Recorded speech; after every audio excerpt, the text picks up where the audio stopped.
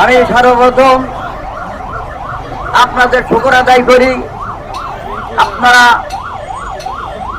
এই মিছিলে শরীক হয়েছেন, অত্যন্ত ত্যাগ স্বীকার করিয়া কষ্ট করেছেন, সেজন্য আল্লাহ পাক আপনাদেরকে জাযায়ে খায়ের দান করেন।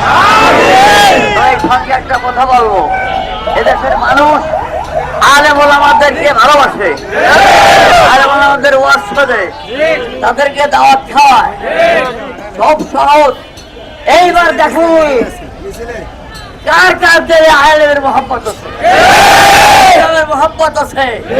এইবার কিন্তু পরিষ্কার হয়ে যাবে আলেমের দলের মানুষ কারা হকের পন্থী আর কারা বাতের পন্থী, এইবার কিন্তু পরিষ্কার হয়ে যাবে।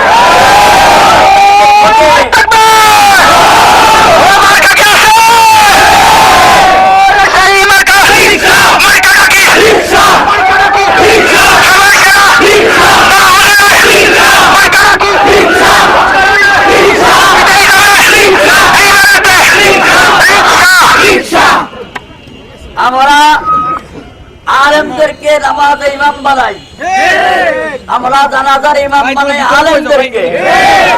এইবার সুযোগ এসেছে আমরা এবার রাষ্ট্রীয় ইমাম ও আলেমদেরকে বানাই। কাজেই আমার অনুরোধ, এইবার কিন্তু পরিষ্কার হয়ে যাবে কারা আল্লাহর পক্ষের মানুষ আর কারা ইংরেজের পক্ষের মানুষ। আল্লাহ পাক আমাদেরকে সঠিক বুঝ দান করেন এবং আমরা যেভাবে ময়দানে ঝাঁপায় পড়েছি 12 তারিখ পর্যন্ত, বিজয় না হওয়া পর্যন্ত ইনশাআল্লাহ আমরা ঘরে ফিরবো না।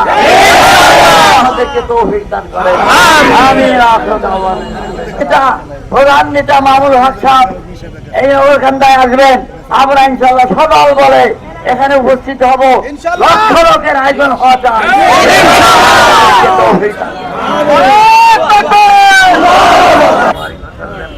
ربنا ظلمنا أنفسنا وإن لم تغفر لنا وترحمنا لنكونن من الخاسرين।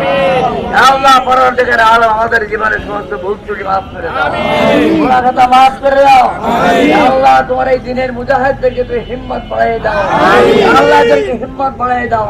এদেশের জনগণকে সত্য এবং অসত্য বুঝার তৌফিক দান করুন, হক এবং বাতিলের পার্থক্য করার তৌফিক দান করুন। ইয়া আল্লাহ এই এলাকায় যত মানুষ অন্ধকার কবরে শুয়ে রয়েছে তাদের